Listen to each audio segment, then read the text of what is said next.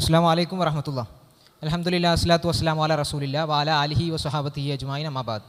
ഏറെ പ്രിയപ്പെട്ടവരെ, ഇവിടെ ഷംജാസ് കെ അബ്ബാസ് അദ്ദേഹം സൂചിപ്പിച്ചതുപോലെ തന്നെ മുസ്ലിം എന്ന് പറയുന്ന ഐഡൻറ്റിറ്റിയുമായി ബന്ധപ്പെട്ടുകൊണ്ട്, ഒരാൾ മുസ്ലിമായി ജീവിക്കുന്നതുമായി ബന്ധപ്പെട്ടുകൊണ്ട് അവിടെ എങ്ങനെയാണ് ആളുകൾ നമ്മളെ കാണുന്നത്, നമ്മൾ ക്യാമ്പസുകളിലേക്ക് പോകുമ്പോൾ, പൊതുസമൂഹത്തിലേക്ക് പോകുമ്പോൾ നമ്മളെ ആളുകൾ എങ്ങനെയാണ് കാണുന്നത് എന്നുള്ളതാണ് നമ്മൾ നേരത്തെ കണ്ടിട്ടുള്ളത്, അദ്ദേഹം പറഞ്ഞിട്ടുള്ളത്. ഇവിടെ നമ്മൾ അറിയേണ്ട ഒരു കാര്യം എന്താണെന്ന് വെച്ച് കഴിഞ്ഞാൽ, നമ്മൾ ജീവിക്കുന്ന സൊസൈറ്റി എന്നുള്ളത്, നമ്മൾ ജീവിക്കുന്ന സാഹചര്യം എന്നുള്ളത്, അത് നിങ്ങൾക്കറിയുന്നത് പോലെ തന്നെ ബഹുസ്വരമായിട്ടുള്ള ഐഡിയോളജികൾ, വ്യത്യസ്തങ്ങളായിട്ടുള്ള ആശയങ്ങളുള്ള ഒരു കാലഘട്ടത്തിലാണ് നമ്മൾ ജീവിച്ചുകൊണ്ടിരിക്കുന്നത്. ഇവിടെ നിങ്ങൾക്ക് കാണാം, every empire begins its conquest not with armies but with ideas. When minds are conquered, heart follow without resistance. The battlefield is not the desert or ocean, it is the human mind, and the weapons are not bullets, they are words, movies and reels. നമ്മൾ ജീവിച്ചുകൊണ്ടിരിക്കുന്ന കാലഘട്ടത്തെക്കുറിച്ചാണ് എഴുതിയിട്ടുള്ളത്. അതായത് നമ്മളുടെ കാലഘട്ടം എന്നുള്ളത് ആശയപരമായിട്ടുള്ള പ്രത്യാക്രമണങ്ങൾ. നോക്കൂ, ലോകത്ത് പലതരത്തിലുള്ള ഐഡിയോളജികൾ, അല്ലേ, ആശയങ്ങളുണ്ട്. നമുക്കറിയാം, ഇസ്ലാം എന്ന് പറയുന്നത് പൂർണ്ണമായിട്ടുള്ളൊരു ആശയമാണ് എന്ന് നമ്മൾ പറയാറുണ്ട്. അതേപോലെ തന്നെ മറ്റൊരുപാട് അധികം ആശയങ്ങളുണ്ട്. ലിബറലിസം ഒരാശയമാണ്, ഫെമിനിസം മറ്റൊരാശയമാണ്, ഹ്യൂമനിസം വേറൊരാശയമാണ്. പലപ്പോഴും ഇങ്ങനെയുള്ള ആശയങ്ങൾ നമ്മുടെ മുന്നിലേക്ക് വരുന്നത് നമ്മൾ പോലും അറിയാതെയാണ് എന്നുള്ളതാണ്. അതായത് നമ്മൾ പോലും അറിയാതെ പല ആശയങ്ങളും നമ്മളെ സ്വാധീനിക്കുന്നു. ഞാനിങ്ങനെ പറയുമ്പോൾ ചില ആളുകൾക്ക് സംശയം തോന്നും, നമ്മൾ പോലും അറിയാതെ ആശയങ്ങൾ നമ്മളെ സ്വാധീനിക്കുകയോ, നമ്മൾ അത്രക്കും പൊട്ടന്മാരാണോ? അങ്ങനെയാണെങ്കിൽ ഏതാനും ചില ഉദാഹരണങ്ങൾ മാത്രം ഞാൻ പറയാം. കഴിഞ്ഞ ഫെബ്രുവരി 2022 ഫെബ്രുവരിയിൽ നമ്മളിപ്പോൾ നിൽക്കുന്ന കർണാടകയിൽ വലിയൊരു കോൺട്രവേഴ്സി ഉണ്ടാവാണ്. ഹിജാബ് ബാൻ, അല്ലേ? അവിടെയുള്ള സ്കൂളിലുള്ള കുട്ടികൾ അവർക്ക് പരീക്ഷ എഴുതാൻ ഹിജാബ് ധരിച്ചുകൊണ്ട് വരാൻ പാടില്ല എന്നിവിടെയുള്ള സർക്കാർ ഒരു തിട്ടൂരിറക്കാൻ. ആ സമയത്ത് വലിയ രീതിയിലുള്ള പ്രക്ഷോഭങ്ങൾ, പ്രതിഷേധങ്ങൾ ഇവിടെ നടക്കാൻ, അല്ലേ?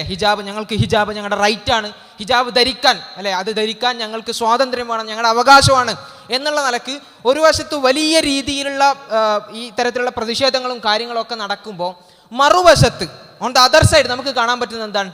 അപ്പുറത്ത് നമുക്ക് കാണാൻ പറ്റുന്നത്, ഇങ്ങനെ ഒരു ബാനും ഇല്ലാത്ത ഹിജാബ് എന്ന് പറയുന്നത് നിങ്ങൾ ധരിച്ചോളൂ, നിങ്ങളുടെ സ്വാതന്ത്ര്യമാണ് എന്ന് പറയുന്നിടത്ത് പോലും മുസ്ലിം പെൺകുട്ടികൾ, അല്ലേ, മുസ്ലിം പെൺകുട്ടികളായിട്ടുള്ള കുട്ടികളുടെ തലയിൽ നിന്ന് തട്ടം അഴിഞ്ഞു വീഴുകയാണ്.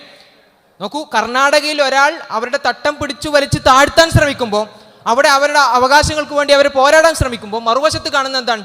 അവർ സ്വയം തട്ടം താഴ്ത്തുന്നതാണ്. അതെങ്ങനെയാണ് സംഭവിക്കുന്നത്? അവിടെയാണ് ലിബറലിസം എന്താണ്, ഫാഷിസം എന്താണെന്ന് നമ്മൾ മനസ്സിലാക്കേണ്ടത്. ഫാഷിസം നമ്മുടെ മുന്നിലേക്ക് വരുന്നത് നേരിട്ടായിരിക്കും, അല്ലെ? നമ്മളെ നേരിട്ട് അറ്റാക്ക് ചെയ്യും, നമ്മളുടെ ഐഡന്റിറ്റിയെ ഇല്ലായ്മ ചെയ്യാൻ അവർ നേരിട്ട് ശ്രമിക്കും, നമ്മൾക്ക് കാണാൻ സാധിക്കും, അറിയാൻ സാധിക്കും. അതേസമയം ലിബറലിസം പോലെയുള്ള ആശയങ്ങൾ പലപ്പോഴും നേരിട്ടല്ല വരിക. തട്ടം എന്ന് പറഞ്ഞു കഴിഞ്ഞാൽ, ഹിജാബ് എന്നൊക്കെ പറഞ്ഞു കഴിഞ്ഞാൽ അതൊരു ഒപ്രഷൻ്റെ ചിഹ്നമല്ലേ? ഇന്നത്തെ കാലത്തും 2025 അല്ലേ, പുതിയ കാലത്തും ഇങ്ങനെ തട്ടമൊക്കെ ഇട്ട് പിന്നെന്താണ് ഒരു ചാക്കിൽ കെട്ടി പൊതിഞ്ഞ് പോകേണ്ട ആവശ്യമുണ്ടോ? നമ്മളിന്ന് ജീവിക്കുന്ന കാലം എന്ന് പറഞ്ഞാൽ ആധുനിക കാലമല്ലേ? ആധുനിക കാലത്ത് ഇങ്ങനെയുള്ള പ്രാകൃതമായിട്ടുള്ള 6-ാം നൂറ്റാണ്ടിൻ്റെ ചിന്തകൾ പേറി നടക്കേണ്ട ആവശ്യം എന്താണ് എന്നാണ് അവർ നമ്മളോട് പറയുക. ചിലപ്പോൾ നമുക്ക് തോന്നും, ശരിയാണല്ലോ, എൻ്റെ കൂടെയുള്ള ആളുകളൊക്കെ ഒരുമാതിരിയൊക്കെ ഒരു മോഡസ്റ്റിയൊക്കെ ഉണ്ട്, എന്നാലും കുറച്ചൊക്കെ തട്ടമൊക്കെ താഴ്ത്തി അതിനൊക്കെ കുഴപ്പമില്ല എന്ന് നമുക്ക് തോന്നും. ആ രീതിയിലാണ് ലിബറലിസം നമ്മളുടെ മുന്നിലേക്ക് വരുന്നത് കാണാൻ പറ്റുക, അഥവാ നമ്മളറിയാതെ നമ്മളെ വിഴുങ്ങുക എന്നുള്ളതാണ്. ഇനി വേറൊരു ഉദാഹരണം പറയുകയാണെങ്കിൽ, നോക്കൂ, ഗാമോഫോബിയ എന്നുള്ളത് റീസെൻ്റ്ലി കേരളത്തിൽ വലിയ രീതിയിൽ ചർച്ചയാകുന്ന ഒരു വിഷയമാണ്. അതായത് വിവാഹത്തോടുള്ള വിരക്തി, അല്ലെ, വിവാഹം ചെയ്യാനുള്ളൊരു പേടി, ഒരു ആങ്സൈറ്റി. വിവാഹം ചെയ്തു കഴിഞ്ഞാൽ മറ്റൊരാളുടെ കൂടെ താമസിക്കുക എന്നൊക്കെ പറയുമ്പം അതങ്ങനെ ഉണ്ടാവും, അതുകൊണ്ട് വിവാഹം കഴിക്കേണ്ടതില്ല എന്ന് പെൺകുട്ടികൾ തീരുമാനിക്കാൻ. ഇത് നമ്മൾ വെറുതെ പറയല്ല, അതിനുള്ള കണക്കുകളും കാര്യങ്ങളൊക്കെ ഉണ്ട്. ഞാനിവിടെ കാണിച്ചിട്ടുള്ളത് കേരളത്തിലുള്ള മാട്രിമോണിയൽ വെബ്സൈറ്റുകളിൽ 2023 ഫെബ്രുവരി മുതൽ മാർച്ച് വരെയുള്ള കാലഘട്ടത്തിലെ ഒരു പഠനമാണ്, ഒരാൾ നടത്തിയൊരു പഠനമാണ്. അതിൽ നിങ്ങൾക്ക് കാണാൻ പറ്റും, ഒന്നുകൂടി നോക്കുകയാണ്, കേരളത്തിലൊരു കേസ് മാത്രം എടുക്കുകയാണെങ്കിൽ, ആദ്യമുള്ള 2 കോളം ക്രിസ്ത്യൻ കമ്മ്യൂണിറ്റിയുമായി ബന്ധപ്പെട്ടുകൊണ്ടാണ്. 20,919 ആൺകുട്ടികൾ മാട്രിമോണിയൽ വെബ്സൈറ്റുകളിൽ പേര് രജിസ്റ്റർ ചെയ്തു കല്യാണം കഴിക്കാൻ വേണ്ടിയിട്ട്. അതേസമയം പെൺകുട്ടികളാവട്ടെ 2,788. അതിൻ്റെ അന്തരം നിങ്ങൾ നോക്കൂ, 86%. 18,131 ആൺകുട്ടികൾക്ക് വിവാഹം ചെയ്യാൻ പെൺകുട്ടികളില്ല. ഇല്ലാത്തതാണോ? അല്ല, വിവാഹം കഴിക്കേണ്ടെന്ന് അവർക്ക് തോന്നിയതാണ്. ഇനി അതല്ല, ഇനി ഹിന്ദു കമ്മ്യൂണിറ്റിയിലേക്ക് പോകുമ്പം 82,883 ആൺകുട്ടികൾ രജിസ്റ്റർ ചെയ്തപ്പം 1,948 പെൺകുട്ടികൾ മാത്രമാണ് രജിസ്റ്റർ ചെയ്തത്. ഇനി മുസ്ലിം കമ്മ്യൂണിറ്റിയിലേക്ക് വരുമ്പം 14,792 ആൺകുട്ടികൾ രജിസ്റ്റർ ചെയ്തപ്പം 324 പെൺകുട്ടികൾ മാത്രമാണ് രജിസ്റ്റർ ചെയ്തത്. ഇപ്പോൾ കുറേ ആൾക്കാർക്ക് ഒരു പേടിയൊക്കെ തുടങ്ങിയിട്ടുണ്ട് അല്ലേ, നമുക്ക് കല്യാണം കഴിക്കാൻ പെൺകുട്ടികളിൽ. ഇത് ഞാൻ പറയുന്നത് വെച്ച് കഴിഞ്ഞാൽ ഇതാരും ഇപ്പം നമ്മളെ പിന്നെ ക്ലാസ്സുകളിലൊക്കെ ഞാൻ പഠിക്കുന്നിടത്തൊക്കെ നമ്മുടെ കൂടെയുള്ള പെൺകുട്ടികൾ പലപ്പോഴും പറയുന്നത് കേൾക്കാറുള്ള കാര്യമാണ്, വിവാഹം എന്ന് പറയുന്നത് അത് ഇപ്പം അത്ര നിർബന്ധമാണോ അല്ലേ, അതൊരു നിർബന്ധമായിട്ട് ചെയ്യേണ്ട ഒരു സംഗതിയാണോ എന്നൊക്കെ ചോദിക്കുന്നത് കാണാൻ പറ്റും. എങ്ങനെയാണ് ഇങ്ങനെയുള്ള ചിന്തകൾ വരുന്നത്? അവിടെയാണ് അവർ കാണുന്ന ചില കാഴ്ചകൾ ഉണ്ടാവും, അല്ലെങ്കിൽ ഇൻഫ്ലുവൻസേഴ്സ് എന്ന് പറഞ്ഞ് റീലുകളായി പിന്നെ ഇൻസ്റ്റാഗ്രാമിലൂടെ അവരുടെ മുന്നിലേക്ക് എത്തുന്ന ചില ആളുകൾ പറയുന്ന ചില കാര്യങ്ങളുണ്ട്. അതെന്താണ്? വിവാഹം എന്ന് പറഞ്ഞാൽ അത് ജസ്റ്റ് ഒരു സൈൻ ഓഫ് കോൺട്രാക്റ്റ് മാത്രമല്ല, ഒരു കോൺട്രാക്റ്റ് മാത്രമല്ല, അത് നമ്മളുടെ ജീവിതമാകെ ഇല്ലാതാക്കി കളയുന്ന, നമ്മുടെ വ്യക്തിത്വത്തെ ഇല്ലാതാക്കി കളയുന്ന എന്നൊക്കെ പറഞ്ഞിട്ട് കുറേ ആളുകൾ അവരുടെ മുന്നിലേക്ക് വരുന്നുണ്ട്. ഇതിൽ നിന്ന് ഇൻഫ്ലുവൻസ്ഡ് ആയിട്ടാണ് ആക്ച്വലി എന്ത് സംഭവിക്കുന്നത്, ഈ രീതിയിൽ ഈ പെൺകുട്ടികളായിട്ടുള്ള ആളുകൾ വിവാഹം എന്ന് പറയുന്നത് അത് വേണ്ട എന്ന് പറയുന്ന ഒരു സംഗതി, അതായത് നമ്മൾ പോലും അറിയാതെ നമ്മളെ സ്വാധീനിക്കാൻ കഴിയുന്നു എന്നുള്ളതാണ്. മാത്രമല്ല, നേരത്തെ ഇവിടെ കാണിച്ചിട്ടുള്ള ഒരു ക്ലിപ്പ്, അതുമായി ബന്ധപ്പെട്ട് കുറേ ആളുകളൊക്കെ കണ്ടിട്ടുണ്ടാവും, ബിഗ് ബോസ് എന്നൊക്കെ പറയുന്ന ചില റിയാലിറ്റി ഷോകൾ. ഈ റിയാലിറ്റി ഷോകളിലൂടെ LGBTQ, ഹോമോസെക്ഷുവാലിറ്റി പോലെയുള്ള വൃത്തികെട്ട ആശയങ്ങൾ, നമുക്കറിയാം ഹോമോസെക്ഷുവാലിറ്റി എന്ന് പറഞ്ഞു കഴിഞ്ഞാൽ, സ്വവർഗ ലൈംഗികത എന്ന് പറഞ്ഞു കഴിഞ്ഞാൽ നമ്മളെ സംബന്ധിച്ചിടത്തോളം അത് ശരിയല്ല എന്ന് തന്നെയാണ് ഇന്നലെയും നമ്മൾ പറഞ്ഞത്, ഇന്നും നമ്മൾ പറയുന്നത്, നാളെയും നമ്മൾ പറയുന്നത്. ചില ആളുകളെ സംബന്ധിച്ചിടത്തോളം ഇപ്പോഴാണ് കുറേ ആൾക്കാർക്ക് പിടിയിട്ടുള്ളത്, എന്താണ് LGBTQ അല്ലെങ്കിൽ ഹോമോസെക്ഷുവാലിറ്റി എന്നൊക്കെ പറഞ്ഞാൽ കുറച്ച് കുഴപ്പമാണ്. അതുകൊണ്ടാണ് ഇലോൺ മസ്കിനെ പോലെയുള്ള, ട്രംപിനെ പോലെയുള്ള ചില ആളുകൾ, അവരൊക്കെ മുമ്പ് ഇതിനു വേണ്ടി ബാധിച്ച ആളുകളായിരുന്നു, പക്ഷേ ഇപ്പോൾ അവർ പ്ലേറ്റ് മാറ്റി ഇതിനൊക്കെ എതിർക്കാൻ തുടങ്ങിയിട്ടുണ്ട്. പക്ഷേ അവരെ പോലെയല്ല നമ്മളെ സംബന്ധിച്ചിടത്തോളം നമുക്കൊരു ഐഡിയോളജിക്കൽ ബേസ് ഉണ്ട്. ആ ബേസിൽ വളരെ കൃത്യമായിട്ട് പറയുന്നുണ്ട്, ഇത് തെറ്റാണ്, സ്വവർഗരതി തെറ്റാണ്.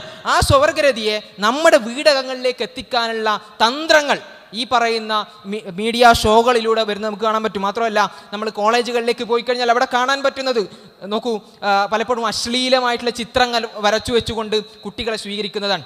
കോളേജിന് പുറത്തിറക്കി കഴിഞ്ഞാൽ പിന്നെ പ്രൈഡ് റാലികളാണ്.